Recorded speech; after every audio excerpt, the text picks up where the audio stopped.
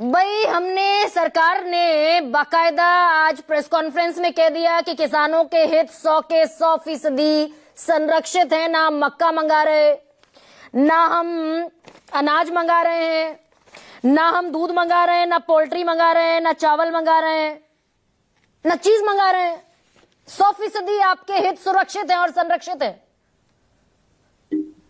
देखिए गरिमा जी, अमेरिका की agriculture secretary Brooke Rollins कह रही हैं कि अमेरिका के किसानों को एक बहुत बड़ा मार्केट मिल गया है भारत के तौर पे और अब अमेरिकन एग्रीकल्चर प्रोडक्ट्स को एक्सपोर्ट किया जाएगा भारत के बाजार में। दूसरी तरफ पीयूष गोयल जी हमारे वाणिज्य मंत्री कह रहे हैं कि भारत के किसानों के हक पूरे तरीके से सुरक्षित हैं। डेयरी सेक्टर को, एग्रीकल्चर सेक्टर को पूरे तरीके से प्रोटेक्ट किया गया है। तो मामला अब ये है कि सच्चाई क्या है, क्योंकि दोनों तरफ से अलग अलग बातें आ रही हैं। वो सच्चाई समझने के लिए हमें भारत और अमेरिका की जो साझा स्टेटमेंट है उसको एक बार देखना पड़ेगा, उसको एक बार पढ़ना पड़ेगा। उसमें एक बड़ी महत्वपूर्ण लाइन लिखी हुई है। उसमें लिखा गया है कि India agrees to address the non tariff barrier on US food and agriculture products. ये बहुत खतरनाक लाइन है। नॉन टैरिफ बैरियर क्या होते हैं और वो क्यों लगाए जाते हैं उसको जरा हम समझ लें, ट्रेड में उनका क्या अर्थ होता है।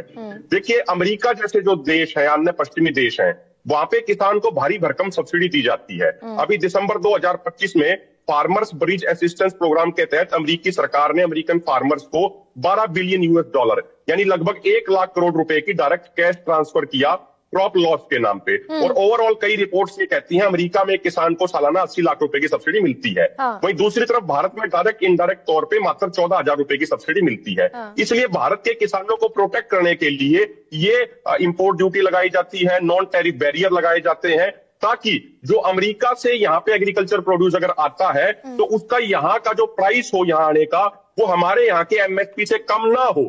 क्योंकि मान लीजिए किसी फसल का एमएसपी 2,500 रुपए है और अमेरिकन कंपनीज उसको यहाँ पे 2,000 में ला देती हैं, तो फिर भारत के किसान की फसल को तो कोई खरीदेगा नहीं। इसलिए उस पर नॉन टैरिफ बैरियर लगाए जाते हैं। जैसे उसमें एंटी डंपिंग लॉ भी आता है कि भाई आप कोई डंप नहीं कर सकते बहुत ज्यादा माल, अपने किसानों को सब्सिडी देना भी आता है, बाहर से जो चीजें इंपोर्ट होंगी उस पर लिमिट लगाना भी आता है। तो भारत सरकार ने तो ये मान लिया कि ये नॉन टैरिफ बैरियर है, हटाने को लेके इस पे हम विचार करने के लिए, चर्चा करने के लिए तैयार हैं। अब उदाहरण के तौर पे आप देखिए, आपने कहा सोया नहीं मंगवाएंगे ये, लेकिन सोया ऑयल मंगवाएंगे। सोया की तो डायरेक्ट उतनी कंजम्पशन होती नहीं, सोया ऑयल की होती है। ये कहते हैं मक्का नहीं मंगवाएंगे लेकिन एनिमल फीड मंगवाएंगे। अरे भाई, एनिमल फीड किससे बनता है? एनिमल फीड में भी तो मक्के का इस्तेमाल होता होगा ना। इसलिए गरिमा जी, ये बहुत खतरनाक एग्रीमेंट है और जिस तरीके की क्या दरअसल अभिमन्यु भाई यूनाइटेड स्टेट्स कुछ और कह रहा है। ये यूनाइटेड स्टेट्स का व्हाइट हाउस का भी जॉइंट स्टेटमेंट मेरे पास है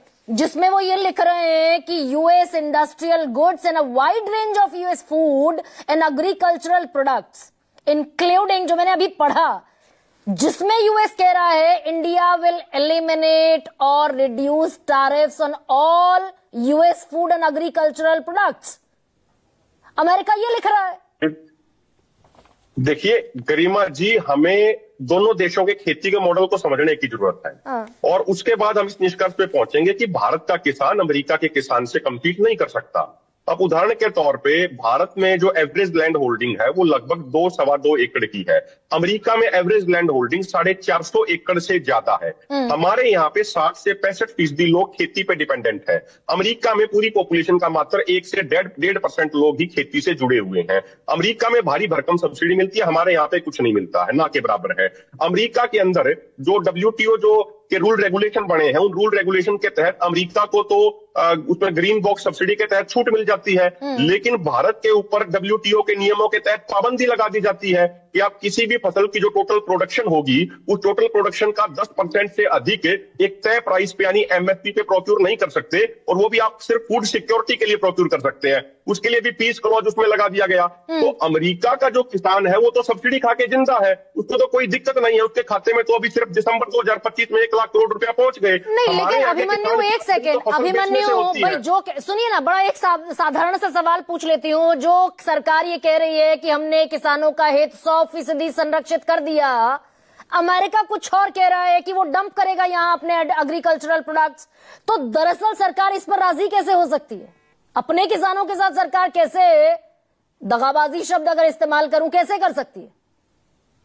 देखिए गरिमा जी, चाहे ये सरकार रही हो या इससे पहले की सरकारें रही हो, उन सरकारों के एजेंडे में किसान है ही नहीं। अच्छा, ये किसान को तो पूरे तरीके से खत्म करना चाहते हैं। अगर इनके एजेंडे में किसान होता, मैं आपको एक छोटी सी बात कह रहा हूं। हाँ। दो ओईसीडी की रिपोर्ट्स हमारे सामने है, 2 रिपोर्ट्स हैं। वो एक रिपोर्ट कहती है कि 2000 से लेकर 2017 तक जिस एमएसपी का वादा भारत की सरकारों ने भारत के किसानों के साथ किया, यदि वो एमएसपी भारत के किसानों को मिला होता तो भारत के किसानों को 45 लाख करोड़ रुपए प्रायोरिटी में किसान नहीं है, लेकिन यहाँ तो दरअसल तेल पर भी हाँ, गरिमा जी, मैं कंक्लूड कर दूं बस जी। 2022-23 की रिपोर्ट कहती है कि एक साल में 12.5 लाख करोड़ का किसानों को नुकसान हो गया। और 2022 के अंदर एमओएस फाइनेंस भगवत सिंह कराड़ जी संसद में कहते हैं कि भारत के किसानों के ऊपर टोटल आउटस्टैंडिंग लोन मात्र 18.4 लाख करोड़ है। तो जितना हमारे ऊपर कर्जा है उसे 3 से 4 गुना ज्यादा तो सरकारों ने हमें दिया ही नहीं, हमें एमएसपी से वंचित करके। तो यदि किसान सरकारों के एजेंडे में होता तो हमारे ये हालात ना होते और 7 लाख किसानों को सुसाइड ना करना पड़ता। तो